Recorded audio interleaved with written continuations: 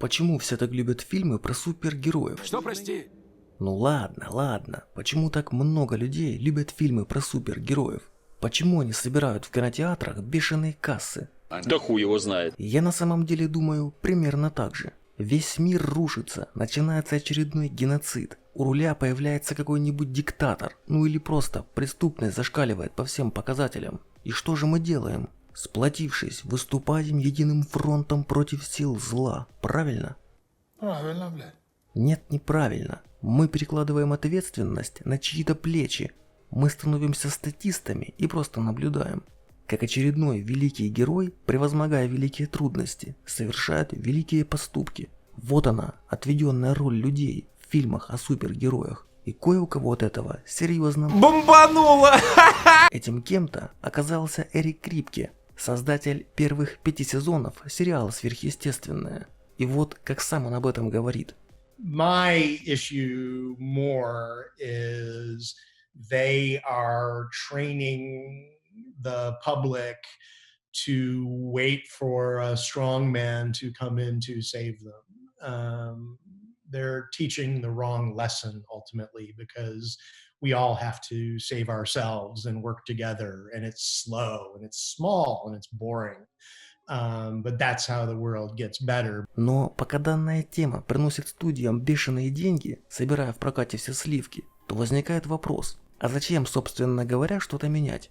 Капитализм. Счастье.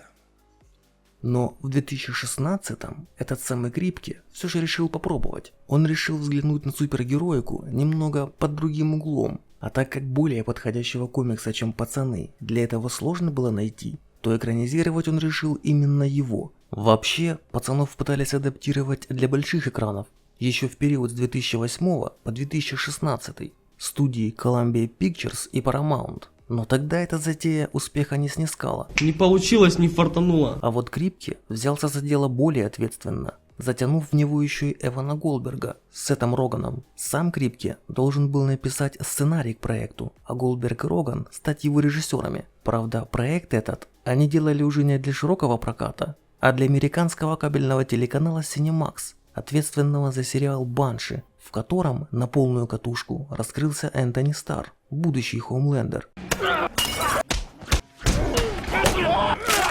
Вау.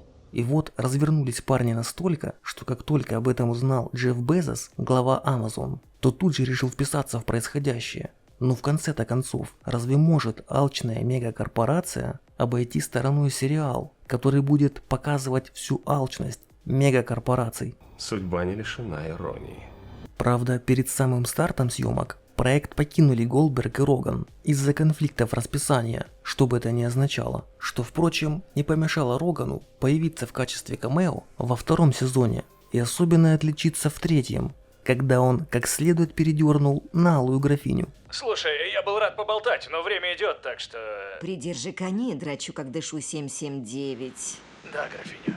Сам же сериал является чистейшей воды сатирой, причем не только на супергероику, но и вообще на все современное общество с его актуальной повесточкой. А самое забавное, что формально все правила соблюдены, поэтому униженные и оскорбленные попросту не смогут к ним подкопаться. Чтобы сделать в Твиттере очередной пост, вам нужно гендерное разнообразие, нужны сильные и независимые женщины? Да пожалуйста, вот вам супергероини Старлайт, Мэйв, Кимико, Штормфронт в конце концов. Причем, в отличие от других представительниц сильных и независимых, которых добавляют в проект не из-за их характера и железной воли, а просто потому, что нужно задвинуть на второй план очередного спермобака, в особенности, если он белый гетеросексуал. Ясно. Нет, женские персонажи в «Пацанах» действительно сильные. Это не просто картонные фигурки, на которых написано феминизм. За каждой из них есть история. Взять хотя бы Мэйв.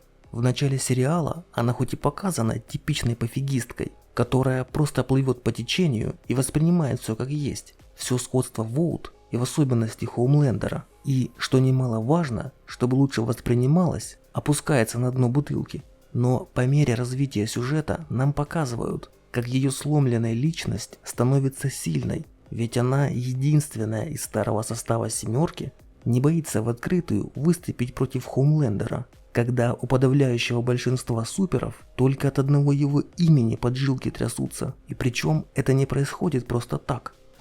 Сраный терминатор уничтожил твою семью, твои действия. Нет, она тренируется каждый день, завязывает бухать в конце концов. И все это смотрится органично, в это веришь. А теперь вспомните Дани Рамос из «Терминатора. Темные судьбы». Господи, что я делаю в этом дерьме? Да, я понимаю, вы мне скажете, чувак, это некорректное сравнение.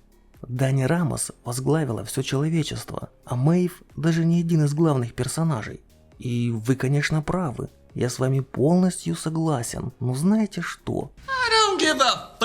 Это моя психологическая травма. Я с самого детства знал, как важен Джон Коннор. А что в итоге? 2029 через 7 лет. И кто нас теперь будет всех объединять? Но вернемся во вселенную пацанов, в первом сезоне которой нам показывают, как преподносят этот самый феминизм в большинстве случаев, на примере Starlight.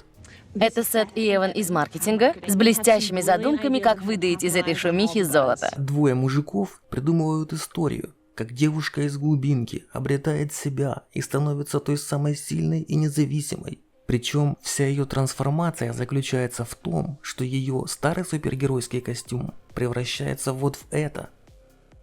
Это смелость, это дерзость, это феминизм. Не забыли создатели сериала и про ЛГБТ-сообщество, так как эти ребята особенно любят обижаться. Причем здесь нет заезженной пластинки про очередные угнетения, так как в роли ЛГБТшников выступает королева Мэйв, а она при желании сама кого угодно угнетет. Короче, Воут пропихивают очередную популярную повесточку, что... Она лесбиянка, и это нормально, это сильно. Причем создатели сериала также не забыли простебать и этот момент. В курсе, что Мэйв би? Да, но что-то шаблонное и однозначное, как лесбиянка, проще продать. И в самом деле, кому какое дело? Фишка пацанов в том, что каждый, кто является здесь носителем той или иной повестки, либо сам ее критикует. Какая разница, что у нас между ног член или вагина? Слушайте, разве недостаточно того, что мы все хорошо работаем? Вряд ли женщины чем-то лучше. И тёлки, и мужики одинаково хороши. Либо ему на нее откровенно пофиг. Особенно в этом плане отличился поезд А. Ведь без борьбы чернокожих за равноправие... Неплохой послужной список. Ты из какой организации? Лига городских мартышек? Нет, постой, знаю. Национальная ассоциация продвижения тараканов. Без возгласа «Жизни черных важны» сегодня также невозможно представить ни один американский сериал. «Жизни черных важны» — мой любимый хэштег, а в моей инсте сплошные черные квадраты. Но как здесь это показано? Поезду откровенно пофиг на черных. Он попытался разыграть данную карту только тогда, когда понял, что по-другому привлечь к себе интерес публики уже не способен. Бегать-то ему опасно, так как сердечко уже не выдерживает. Причем, как он ее разыграл? Придумал себе новый костюм, собрался снимать говносериал о том, как его семья попала из Африки в Америку. Да, я хочу обратиться к своим корням. Как в сериале «Корни». Но как это может помочь чернокожим? А вот когда супер синий ястреб впечатал в асфальт простого чернокожего работягу, то к поезду за реальной помощью обратился его брат, чтобы тот разобрался в ситуации. Ты же член ебучей семерки. Да, но знаешь, я Майкл Джордан, а не Малкольм Икс. Вот и вся помощь своим африканским собратьям. Здесь, правда, следует отметить, что в ситуации поезд все-таки разобрался, размазав ястреба по асфальту. Правда, это случилось уже после того, как тот покалечил его брата, что в общем подразумевает, что пока не затронут твоего близкого человека, то тебе будет абсолютно наплевать на цвет, расу или пол. Ну и разумеется, во всем этом супергеройском параде лицемерия не могла не поучаствовать мегакорпорация, ведь они все время заботятся то о нашей безопасности, то об экологии. Короче говоря, делают мир лучше. We're making the world a better place. And we're making the world a better place. A better place. A better place. And helping the environment, thereby making the world a better place. Не знаю, как вы, Но я не хочу жить в мире, который кто-то другой делает лучше. Лучше, чем это делаем мы. Здесь же это корпорация Vought, которая, разумеется, из самых благих намерений собрала под своим крылом 7 супергероев, для того, чтобы те доблестно защищали страну от преступности, несли добро в массы, ну и, конечно, прославляли нашего Господа Бога. Почему Иисус ходил по воде? Почему летает твердыня? Так решил Господь. На деле же Vought, как и любую другую подобную организацию, интересуют только деньги. Они заключают контракты с городами, сдавая тем в аренду супергероев категории Б, а может даже и В, чтобы те защищали их от преступности, выполняя своего рода роль полицейских. Причем Vought, разумеется, искренне любя свою родину и являясь истинными патриотами, берут за это благородное дело сущие копейки. И сколько? 300 миллионов в год. Но главная цель – сделать 7 частью армии США, чтобы любить свою родину не на миллионы долларов, а уже на миллиарды. Сами же супергерои на деле оказываются худшими представителями человечества. В сериале вообще термин «супергерой» почти не используется. Шоураннеры явно дают нам понять, что никакие это не герои, это просто суперы. Опездалый, горцующий в трико. Им плевать на людей точно так же, как и Vought. Причем нам это показывают в самом начале первой серии, когда ничем не примечательный паренек Хьюи стоит со своей девушкой Робин на тротуаре.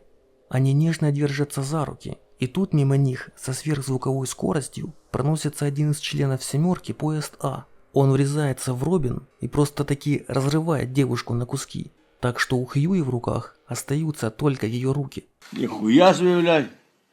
Въебал. Причем бежал так резво поезд А не для того, чтобы спасти очередную жертву какого-либо преступления, а потому что поставился очередной дозой препарата Ви. Ви – это своего рода наркотик, который влияет на способности суперов, придавая им небывалых сил. Похоже, что эти суперы просто кружок вонючих торчков. А так как конкуренция за место в 7 очень высока, потому что только там суперы могут заработать бешеные бабки, то ставится поезд этой дрянью довольно часто, ведь на пятки ему уже наступает другой быстрый бегун – ударная волна. Вообще, все скотство суперов, вся их алчность и жажда славы как раз является одной из главных отличительных особенностей сериала. Создатели не пытаются идеализировать их. Здесь нет никакого дяди Бена, который бы произнес свою легендарную фразу. Запомни, чем больше силы, тем больше и ответственность. И очередной супер, охренев от данной сакральной мысли, понесся бы творить добро направо и налево, применяя свои суперспособности исключительно в правильном русле, используя силу не для того, чтобы заработать, к примеру, драться на ринге за деньги, точно зная, что ты вырубишь любого соперника. Нет, он будет жить в халупе с облупленными окнами и развозить пиццу на мопеде, для того, чтобы хотя бы эту самую халупу оплатить. Ну или, скажем, работать журналистом, а после работы, разумеется, спасать людей во имя справедливости. Нет, здесь как раз говорится о другом. С большой силой приходит осознание того, что ты превратишься в гондона. Ведь эти суперы максимально приближены к реалиям нашего мира, в котором за все нужно платить, и никто, будучи в здравом уме, не будет просто так разбазаривать свой талант. И уж тем более, если это какие-то суперспособности, то применяться они будут исключительно на благо себя любимых. Вот, к примеру, как в настоящем мире может использовать свои суперспособности человек-невидимка? Выкладывай. Это ж очевидно. Дрочить в женском туалете, что регулярно практикует Мреющий, еще один представитель 7. Ну а как только в эту самую 7 попадает супергерой, который действительно хотел бы творить добро и использовать свои силы на благо человечества, а именно наивная девушка Старлайт, то уже другой представитель 7, подводный, тут же спускает ее с небес на землю, заставляя шантажом припасть губами к своему детородному органу. Да.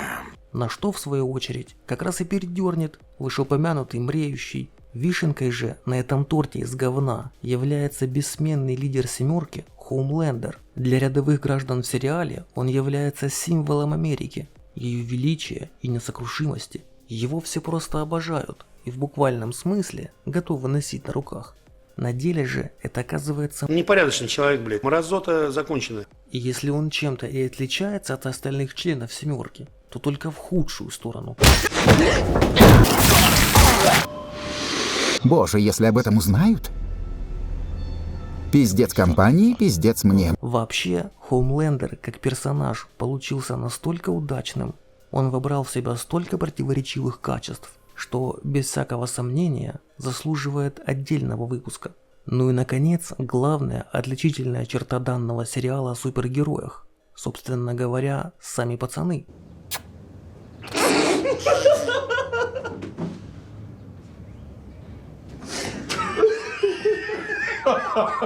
У нас тут французская проблядь и Стивен ебать его Хокинг. Вот это команда. Обычные люди, без каких-либо суперспособностей. Но именно они здесь спасают мир от надвигающейся угрозы. То, о чем говорил Эрик Крипке. Наконец, на первый план в спасении человечества выходят сами люди. И особенно любопытно, что спасают они его как раз от супергероев. Да вы охуели, что ли? Пацанов объединяет то, что каждый из них в той или иной степени пострадал от действий суперов. У Хьюи из-за поезда А погибла девушка. Жену Бутчера изнасиловал Хоумлендер. У молокоматери погиб дедушка. У французика... Ну вот, с французиком все немного сложнее.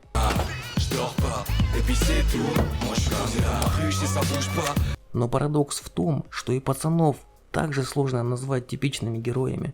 Здесь они скорее антигерои. Тот же Бутчер, одержимый местью Хоумлендеру, готов пойти практически на все, чтобы разобраться с ним. Я сейчас пойду в соседнюю комнату к твоей дочери и размажу ей череп. А потом найду двух твоих сыновей, их жен и их детишек. Или ты помогаешь. Французик, уже будучи в команде пацанов, так и не распрощался до конца со своим прошлым. Ведь когда их разыскивала полиция, да и Воут тоже, он снова начал продавать наркоту и оружие. Самым уравновешенным здесь является ММ. Вонючий лягушатник! Особенно, когда он сидит на таблетках. Он служит в команде своего рода связующим звеном. Он всегда готов прийти на помощь, готов поддержать в трудную минуту. Особенно это оказывается полезным, когда оказываешься во внутренностях у кита. Ну и конечно, Хьюи – это прям сама невинность. Его больше всех мучают угрызения совести, когда пацаны творят очередную дичь. Ну и особенно он важен для Бутчера, потому что он единственный, кто может на него хоть как-то повлиять. Он твоя канарейка. Канарейка? Если в шахте сдохнет канарейка, как ты поймешь, что зашел слишком далеко? И вполне возможно, что если бы не Хьюи, то Бутчер окончательно бы слетел с катушек.